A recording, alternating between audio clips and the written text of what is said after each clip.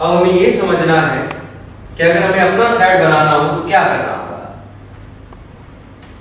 Steps लिखेंगे। Steps required to define and execute user thread.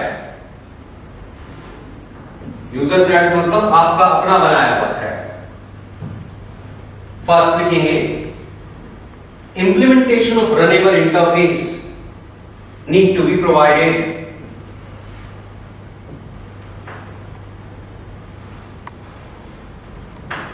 Second, an object of type runnable is created.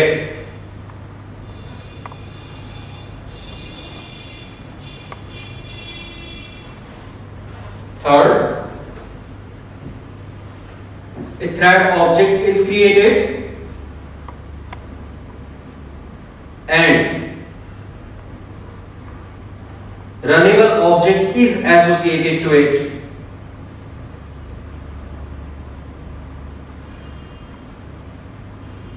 Next,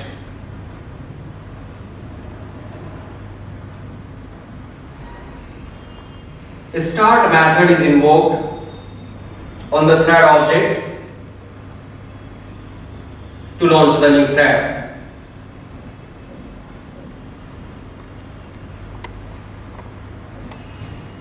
एक user defined thread बनाने के लिए ये 4 steps की जरूरत होती है अगर हम कंसेप्चुअली समझें तो। अगर हम बुक्स के पॉइंट ऑफ व्यू से बात करें, किताबों में लिखा होता है कि अगर आपको अपना थ्रेड बनाना है तो 2 तरीके, या तो आप थ्रेड क्लास को एक्सटेंड करो या फिर रनेबल इंटरफेस को इंप्लीमेंट करो। अब मैंने कुछ अलग बताया आपको, अब इसे उस चीज से रिलेट कराते हैं। वो सिर्फ इंप्लीमेंटेशन की बात करते हैं, उससे कॉन्सेप्ट समझ नहीं आता कि हम ऐसा कर क्यों रहे हैं। लिखेंगे पहले अभी थोड़ा सा और। Implementation of runnable interface can be provided directly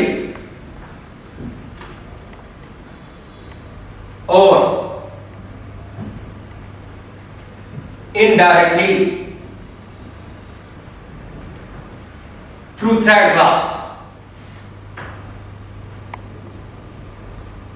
कल आपको बताया गया था कि जो थ्रेड क्लास है वो रनेबल इंटरफेस को इंप्लीमेंट करती है।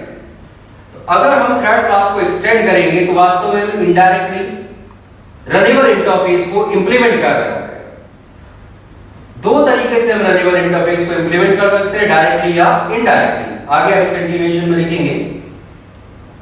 In case of indirect implementation,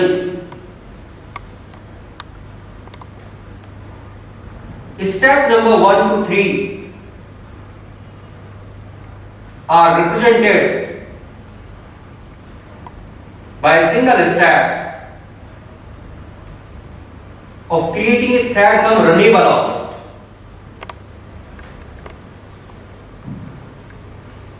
अब क्या मतलब है इस चीज का? 2 अलग अलग डायग्राम से समझते हैं। पहले अगर हमें रनेबल इंटरफेस को डायरेक्ट इंप्लीमेंट करना है तो जो 4 स्टेप दिखाए गए हैं उनका क्या मीनिंग बनता है। फिर अगर हम इनडायरेक्टली इंप्लीमेंट करते हैं तो फर्स्ट से लेके 3 स्टेप एक ही स्टेप से कैसे रिप्रेजेंट हो जाएंगे वो हमें समझना है।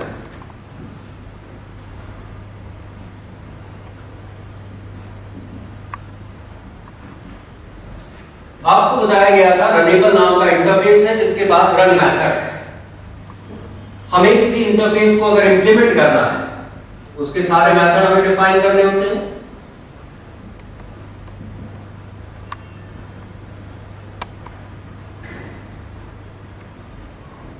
मान के चलते हैं हमने माई रनेबल नाम की कोई क्लास बनाई रनेबल इंटरफेस को इंप्लीमेंट करके, इसमें रन मेथड हमने डिफाइन कर दिया।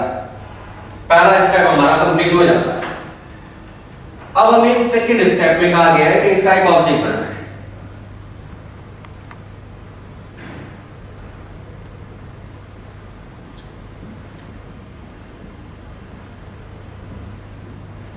मान के चलते हैं ये हमने एक ऑब्जेक्ट बना लिया अपनी क्लास का। अब अगर हम इस ऑब्जेक्ट को देखें तो इस ऑब्जेक्ट के पास केवल एक मेथड होगा, रन। मैंने आपको बताया था रन मेथड जावा एप्लीकेशन में इंडिपेंडेंट मॉड्यूल को रिप्रेजेंट करता है जिसे इंडिपेंडेंट ब्रांच में एग्जीक्यूट कराया जा सकता है। अपने आप को कभी इंडिपेंडेंट ब्रांच में या independent as a independent thread execute नहीं हो सकता। एक एनालॉजी भी मैंने आपको बताई थी, मैंने बताया था एक रनेबल ऑब्जेक्ट एक वर्कर को रिप्रेजेंट करता है जो दूसरे वर्कर के साथ काम कर सकता है, लेकिन वो अपने आप काम करेगा नहीं। काम कराने के लिए किसकी जरूरत पड़ेगी? सही बात, मैनेजर की जरूरत पड़ेगी। तो यहां पर एक मैनेजर लेके आते हैं। ये हमारे पास थ्रेड क्लास है। आपको बताया गया था कि थ्रेड क्लास रनेबल इंटरफेस को इंप्लीमेंट करती है। मींस इसके पास भी एक रन मेथड है जो कि एम्प्टी है, कुछ नहीं लिखा हुआ उसमें। अब नेक्स्ट स्टेप आपको कहा गया था एक थ्रेड क्लास का ऑब्जेक्ट बनाएंगे। मान लीजिए ये हमने एक ऑब्जेक्ट बनाया इस क्लास का।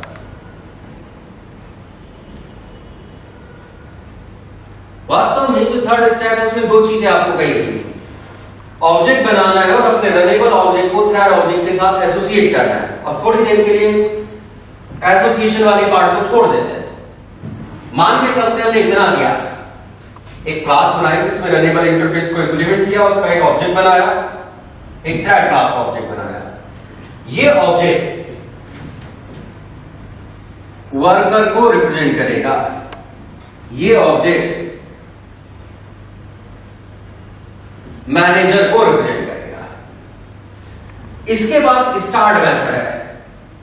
अगर मैं इसके ऊपर स्टार्ट मेथड कॉल करता हूं तो जो कॉन्सेप्ट कल बताया गया था उसके अकॉर्डिंग ये एक नया मेथड एरिया बनाएगा, एक नया स्टैक बनाएगा। उसके बाद ये एक रन मेथड उस मेथड एरिया में लोड करेगा। सवाल आता है ये कौन सा रन मेथड लोड करेगा? मैंने कल आपको बताया था कि अगर आपके पास किसी काम को करने के लिए नौकर है और वो काम आप खुद भी कर सकते हैं तो आप किससे करवाएंगे? नौकर से। और अगर नौकर नहीं है तो खुद करेंगे। अब यहां पर बात करते हैं, क्या इस थ्रेड ऑब्जेक्ट के पास कोई रनेबल ऑब्जेक्ट है? हमने रनेबल ऑब्जेक्ट बनाया लेकिन उसका रेफरेंस इसे नहीं दिया अभी, तो इसके पास अलग से कोई नौकर नहीं। तो जब हम इसके ऊपर स्टार्ट मेथड कॉल करेंगे तो ये अपना रन मेथड लोड करा देगा।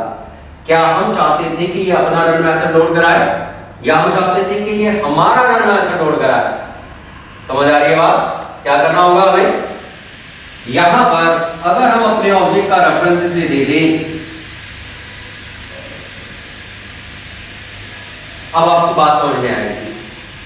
थ्रेड एक रनेबल ऑब्जेक्ट है, यानी कि उसका रनेबल के साथ इसे रिलेशन था इनबिल्ट, हमने ऐसे रिलेशन बना दिया। अब जब हम इस ऑब्जेक्ट के ऊपर स्टार्ट मेथड कॉल करेंगे तो ये एक नया मेथड एरिया बनाएगा, एक नया स्टैक बनाएगा और उस मेथड एरिया में इसका रन मेथड लोड करा देगा, इस वर्कर से काम कराना शुरू कर देगा। समझ आएगा? यहां पर यह है डायरेक्ट इंप्लीमेंटेशन।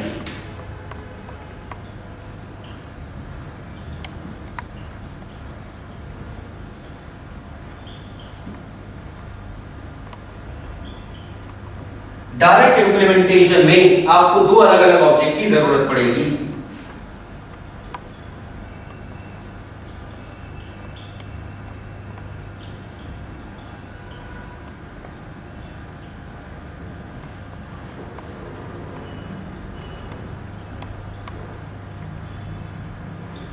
क्यों पड़ेगी वो मैंने आपको बता दिया। ये काम करेगा पैरेलली, ये रिसोर्स एलोकेट कराएगा। अगर मुझे कभी जानना हो कि इसका ये जो रन मेथड हमने लोड किया था ये अभी कंप्लीट हुआ कि नहीं हुआ, इससे नहीं पूछेंगे, इससे पूछेंगे क्योंकि मैंने ये करा। समझ आ रहा है?